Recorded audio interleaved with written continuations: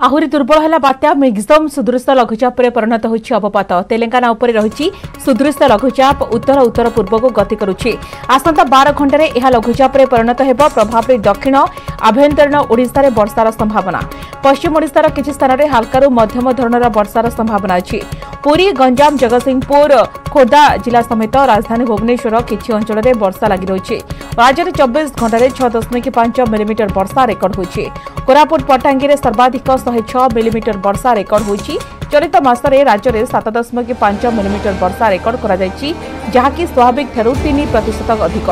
सेहिपरि Koraput जिलार Semiliguda 86 millimetre, Koraput 67.2, Nandpur 48, Chitrakot 56.8, पड़िया 56.8, कोरकुंडा 36 millimetre वर्षा record होइतिबा आंचलिक पाणीपाग विभाग पक्षरु कहଯାଇଛି।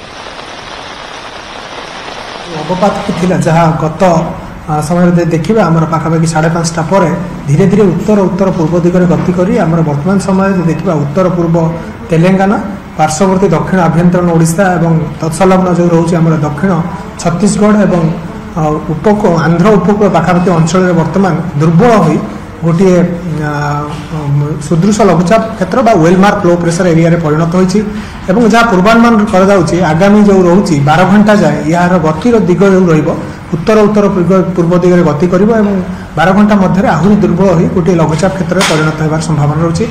यार प्रभाव में आगामी जो 24 घंटा रोचे से दक्षिण ओडिशार अधिकांश स्थान में हालुका मध्यम धरण वर्षा रेकर्ड होबार संभावना रोचे। ता सहित आमर जो उत्तर ओडिशार जिला गुड़िकर अनेक स्थान में हालुका मध्यम धरण वर्षा रहिबो।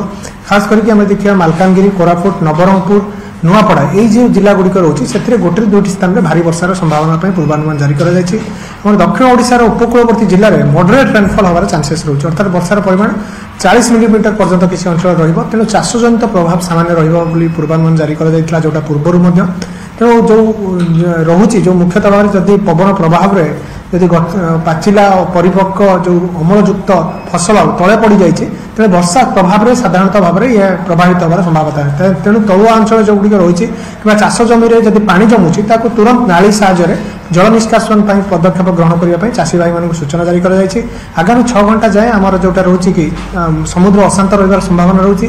तेणु मत्स्यजीवी मानक आगामी 6 घंटा जाए संपूर्ण भाव समुद्र मध्य को जावाई बारण कर सहित आसंता काली ठारू धीरे धीरे आगर परिवर्तन होबार संभावना रोचे, कारण किछि स्थान में हालुका मध्यम धरण वर्षा रहिबार संभावना रोचे। एवं ता सहित देखा मुख्यतः ये जो रोचे जदि अमलयुक्त फसल रोचे टिके अधिक ध्यान देवाई आम तरफ सूचना जारी कर।